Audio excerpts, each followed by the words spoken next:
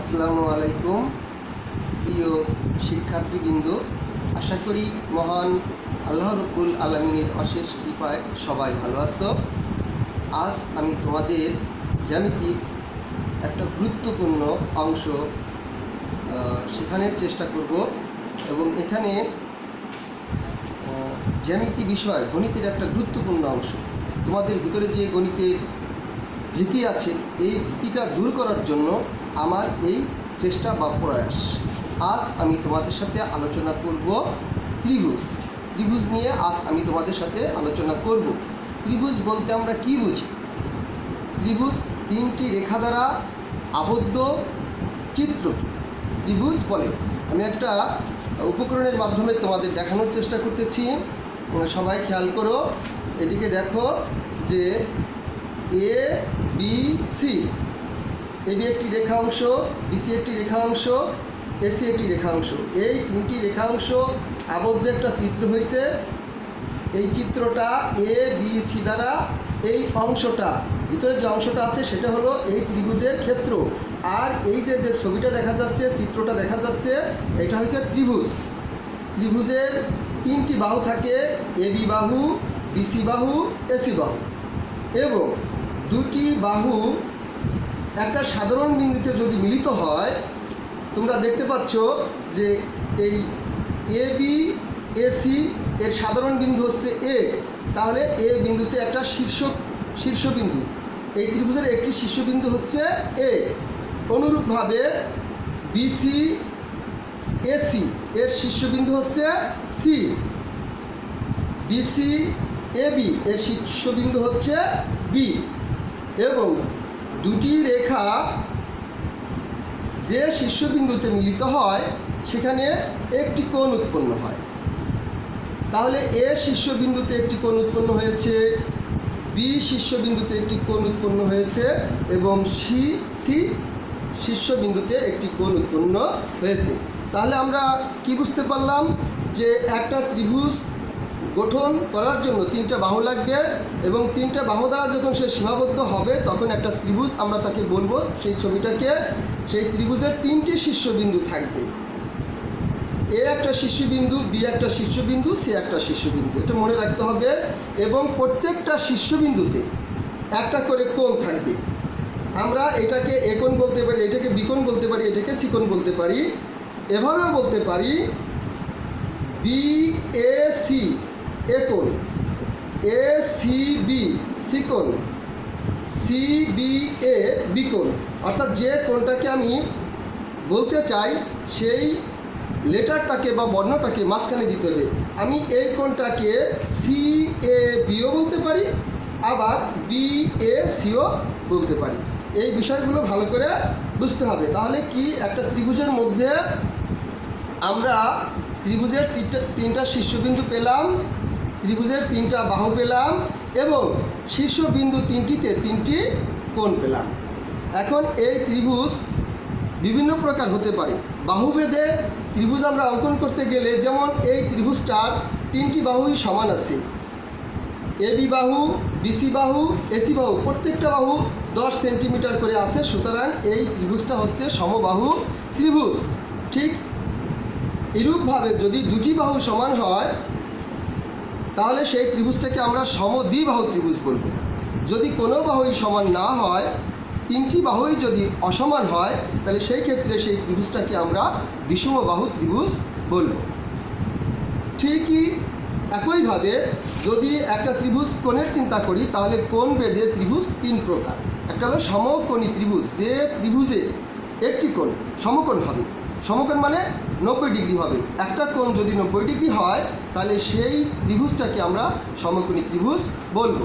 কোনো ত্রিভুজের একটা কোণ যদি সূক্ষ্ম কোণ হয়, সূক্ষ্ম মানে 90 ডিগ্রি থেকে ছোট, 0 ডিগ্রি থেকে বড়, এই ধরনের কোনো কোণ যদি একটা ত্রিভুজের মধ্যে পরিলক্ষিত হয় তাহলে সেই ত্রিভুজটাকে আমরা সূক্ষ্মকোণ বলবো।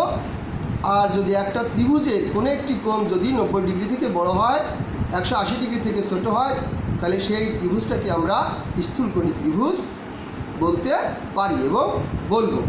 এবার আমরা ত্রিভুজের মধ্যমা নিয়ে একটু আলোচনা করব, যে ত্রিভুজের মধ্যমা বলতে আমরা কি বুঝি।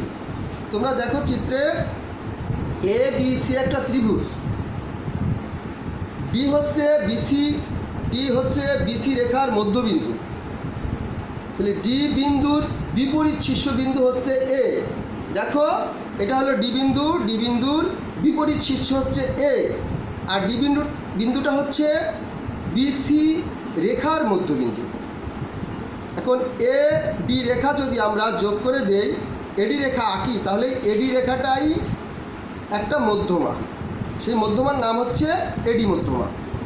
তাহলে এখানে A B BC BC AC তিনটি রেখা রয়েছে, তিনটি রেখারই তিনটি মধ্যবিন্দু থাকবে এবং তিনটি বিপরীত শীর্ষ থাকবে। তাহলে আমরা একটা ত্রিভুজের কয়টা মধ্যমা পাবো? অবশ্যই তোমরা বুঝতে পারছো, এখানে একটা ত্রিভুজের আমরা তিনটি মধ্যমা পাবো। এখানে পরে দ্বিতীয় ছবিতে দেখানো হয়েছে বি মধ্যমা এবং তৃতীয় চিত্রে দেখানো হয়েছে সি এফ একটি মধ্যমা। তাহলে আমরা মধ্যমা বলতে কি বুঝি? মধ্যমা বলতে বুঝবো যে একটা ত্রিভুজের যে কোনো বাহুর মধ্যবিন্দু এবং সেই মধ্যবিন্দুর বিপরীত পাশে যে শীর্ষবিন্দুটা আছে, এই শীর্ষবিন্দু এবং মধ্যবিন্দু যোগ করে দিলে যে রেখাটা পাওয়া যাবে সেই রেখাটা হবে একটা মধ্যমা। ঠিক এরকমভাবে একটা ত্রিভুজের তিনটি মধ্যমা আমরা অঙ্কন করতে পারবো। আশা করি তোমরা মধ্যমাটা এখন সবাই বুঝতে পেরেছো। এরপরে আমরা ত্রিভুজের উচ্চতা শিখে নেব। একটা ত্রিভুজের উচ্চতা বলতে আমরা কি বুঝি? অনেক সময় আমরা যখন ত্রিভুজের সমকোণী ত্রিভুজের ক্ষেত্রফল নির্ণয় করতে যাই, তখন আমরা সূত্র লিখি কি, হাফ গুণ ভূমি গুণ উচ্চতা। তো একটা ত্রিভুজের উচ্চতা বলতে কি বুঝো সেটা আমি এখন তোমাদের দেখাচ্ছি যে ত্রিভুজের উচ্চতা কোনটি। দেখো এবিসি একটি ত্রিভুজ, এবিসি একটি ত্রিভুজ। এই ত্রিভুজের এ একটা শীর্ষবিন্দু, এই শীর্ষবিন্দু থেকে আমি বিসি রেখার উপর একটা লম্ব অঙ্কন করব। লম্ব অঙ্কন করলে সেটা বিসি রেখাকে ডি বিন্দুতে ছেদ করলো, তাহলে এই এডি রেখাটা বিসি রেখার উপর লম্ব হয়েছে। তাহলে আমরা এডি রেখাটাকে এ বি সি ত্রিভুজের উচ্চতা বলতে পারি। ঠিক অনুরূপভাবে এই ত্রিভুজের তিনটি শীর্ষবিন্দু রয়েছে, তিনটি শীর্ষবিন্দু থেকে তার বিপরীত পাশে রেখার উপরে তিনটি লম্ব অঙ্কন করা যায়। তাহলে আমরা একটা ত্রিভুজের উচ্চতা বের করার ক্ষেত্রেও অনুরূপভাবে তিন দিকে উচ্চতা বের করতে পারি। এখানে পি কিউ আর একটা ত্রিভুজ, এই ত্রিভুজের কিউ বিন্দু থেকে পি আর রেখার উপরে কিউ এস লম্ব অঙ্কন করা হয়েছে। অতএব কিউ এস এই ত্রিভুজের উচ্চতা। চিত্র এম এন এল, এই চিত্রে এম ও এম এল রেখার উপর লম্ব অঙ্কন করা হয়েছে। অতএব এম এন এল ত্রিভুজের উচ্চতা হয়েছে এন ও।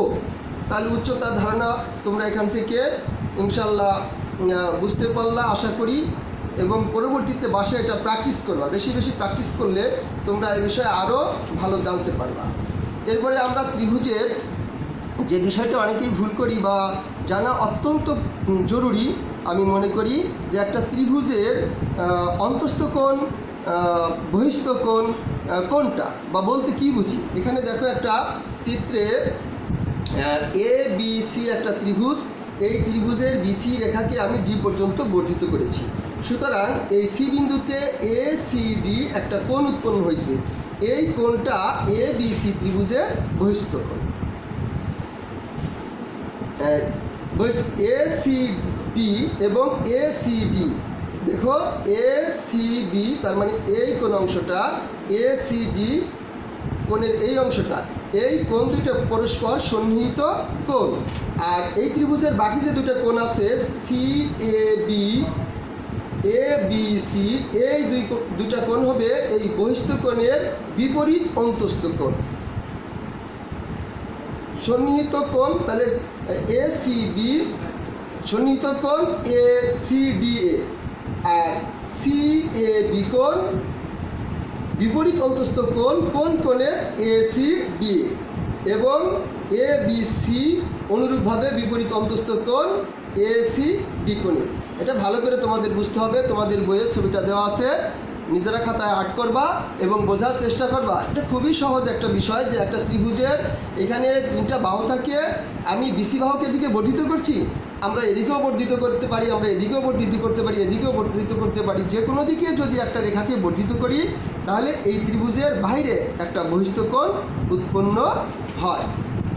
আর ভিতরে যে সন্নিহিত কোণটা উৎপন্ন হয় সেটা ছাড়া আর যে দুটা কোণ থাকে এই কোণ দুটাকে বিপরীত অন্তস্থ কোণ বলা হয়। অন্তস্থ মানে ভিতরে।